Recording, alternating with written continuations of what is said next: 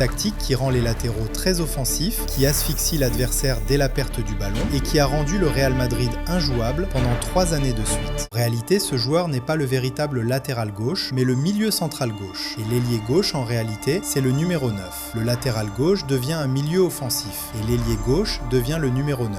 Et tout cela, c'est la folle tactique de Zinedine Zidane. Une tactique qui rend les latéraux très offensifs, qui asphyxie l'adversaire dès la perte du ballon et qui a rendu le Real Madrid injouable pendant 3 années de suite. Je pense que l'histoire entre Zinedine Zidane et le Real Madrid est très particulière et ce qu'a fait Zizou au Real, à savoir remporter 3 Ligues des Champions consécutives, c'est quelque chose de très rare. Mais comment tout cela fonctionne réellement? Et surtout, pourquoi ce système est-il aussi difficile à arrêter? Voici l'incroyable tactique de Zinedine Zidane.